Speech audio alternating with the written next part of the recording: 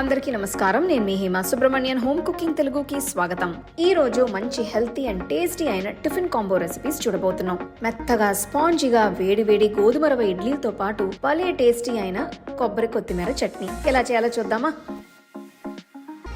ఈ రెసిపీ కోసం నేను 1 కప్ అంత గోధుమ రవ్వని తీసుకుంటున్నాను. ఇది మీకు బయట దాలియా అనే పేరుతో కూడా దొరుకుతుంది. పొయ్యిని మీడియం ఫ్లేమ్లో ఉంచి ఈ రవ్వ మాడిపోకుండా 5 నిమిషాలు వేయించాలి. 5 నిమిషాల తర్వాత పొయ్యి కట్టేసి దీన్ని ఒక ప్లేట్లోకి ట్రాన్స్ఫర్ చేసి చల్లారనివ్వాలి.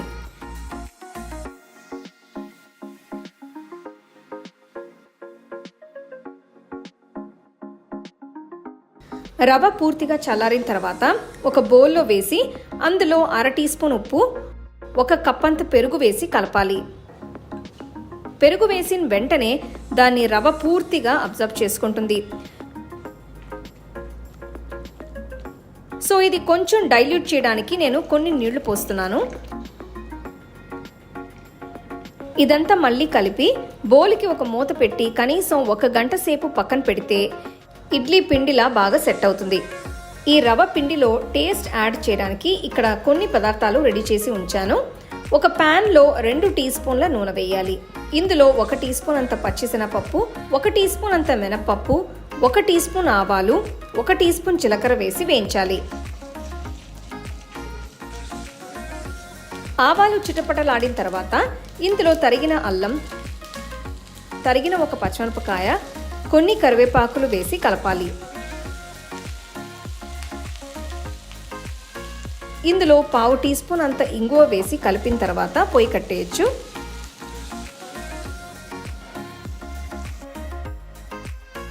సో గంట సేపటి తర్వాత ఈ పిండిలో తాలింపు వేసి కలపాలి.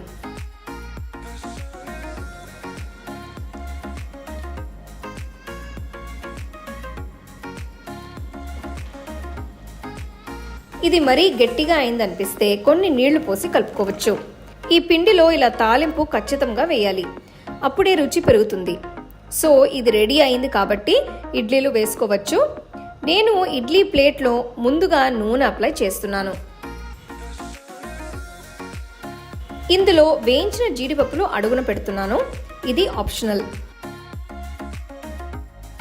వీటి మీద ఇడ్లీ పిండి వేసి సమంగా స్ప్రెడ్ చేయాలి.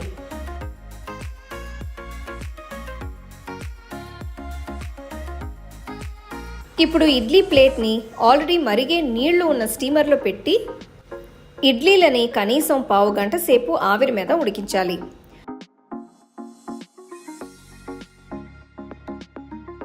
ఆ తర్వాత చూస్తే మీకు ఇవి పర్ఫెక్ట్గా రెడీ అయ్యి కనిపిస్తాయి.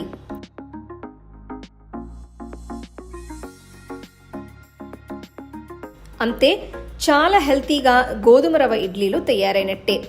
నేనైతే వీటిని కొత్తిమీర చట్నీతో సర్వ్ చేసుకుంటున్నాను. వీటిని వేడివేడిగా మీకు నచ్చిన చట్నీతో సర్వ్ చేసుకుంటే చాలా బాగుంటాయి. కొంచెం హెల్తీగా తినాలి అనిపించినప్పుడు ఇలాంటి హెల్తీ ఇడ్లీలు చేసుకొని తినండి, చాలా బాగుంటుంది.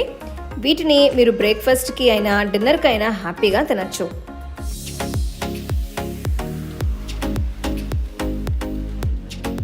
కొబ్బరి కొత్తిమీర చట్నీ చేయడానికి కావాల్సిన పదార్థాలన్నీ నేను ఇక్కడ రెడీగా ఉంచాను.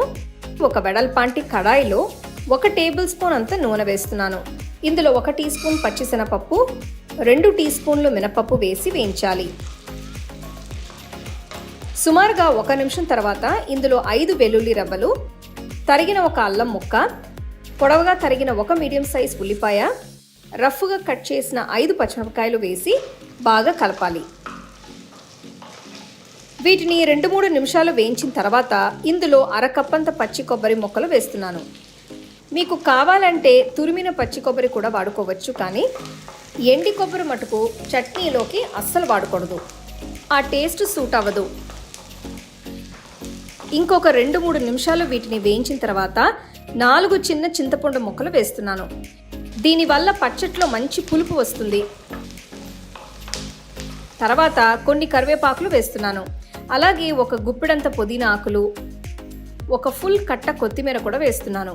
కొత్తిమీరకి కాడలు ఉంచేసి వాడుకోవచ్చు, వాటి నుంచి కూడా మంచి ఫ్లేవర్ వస్తుంది. సో మీరు కాడలు పారేసేయాల్సిన అవసరం లేదు. ఇదంతా కలిపిన తర్వాత ఇందులో 1 టీ స్పూన్ అంత కల్లుప్పు వేస్తున్నాను. ఒకవేళ మీ దగ్గర కల్లుప్పు లేకపోతే మీరు మామూలు ఉప్పు కూడా వాడుకోవచ్చు. 3 నిమిషాల తర్వాత ఇందులో పావు టీ స్పూన్ అంత ఇంగువ వేస్తున్నాను. ఇదంతా ఒక్కసారి కలపాలి.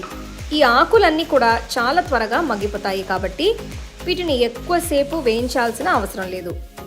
సో ఇవన్నీ కొంచెం వేగిన తర్వాత పొయ్యి కట్టేసి వీటిని పక్కన పెట్టి పూర్తిగా చల్లారనివ్వాలి. చల్లారిన తర్వాత ఈ పదార్థాలన్నిటినీ ఒక మిక్సర్ జార్లోకి వేసి కొన్ని నీళ్లు పోసి మెత్తటి పేస్ట్ అయ్యేట్టు రుబ్బుకోవాలి.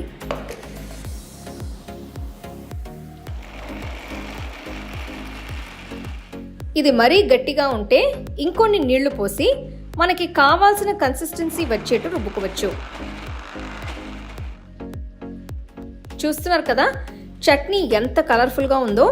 మీకు కావాలంటే దీన్ని ఇంకాస్త పల్సగా కూడా చేసుకోవచ్చు. అది కంప్లీట్గా మీ ఇష్టం. ఇప్పుడు ఈ చట్నీకి తాలింపు కోసం ఒక చిన్న తాలింపు గిన్నెలో 2 టీ స్పూన్ల నూనె వేస్తున్నాను. ఇందులో 1/2 టీ స్పూన్ మినపప్పు, 1/2 టీ స్పూన్ ఆవాలు, 1/2 టీ స్పూన్ జీలకర్ర వేసి బాగా కలపాలి. ఆవాలు చిటపటలాడిన తర్వాత 2 ఎండుమిరపకాయలు వేస్తున్నాను. పొయ్యి కట్టేసి వెంటనే ఇందులో పావు టీ స్పూన్ అంత ఇంగువ, అలానే కొన్ని కరివేపాకులు కూడా వేయాలి. ఈ తయారైన తాలింపుని చట్నీలో వేసి కలుపుకోవచ్చు. అంతే, ఎంతో రుచిగా ఉండే కొబ్బరి కొత్తిమీర చట్నీ తయారైనట్టే. పొద్దున బ్రేక్ఫాస్ట్కైనా సాయంకాలం టిఫిన్కైనా ఈ కాంబినేషన్ పర్ఫెక్ట్ అని చెప్పచ్చు. సో నెక్స్ట్ టైం టిఫిన్కి ఏం చేయాలని ఎక్కువ ఆలోచించకుండా ఈ రెసిపీస్ ట్రై చేసి ఎంజాయ్ చేయండి. అలాగే మీ ఫ్యామిలీ ఫ్రెండ్స్తో షేర్ చేసుకోండి. మీకు ఈ వీడియోలో నేను యూజ్ చేసే ప్రోడక్ట్స్ నచ్చితే కింద ట్యాగ్ చేశాను, చెక్ చేసి చూడండి.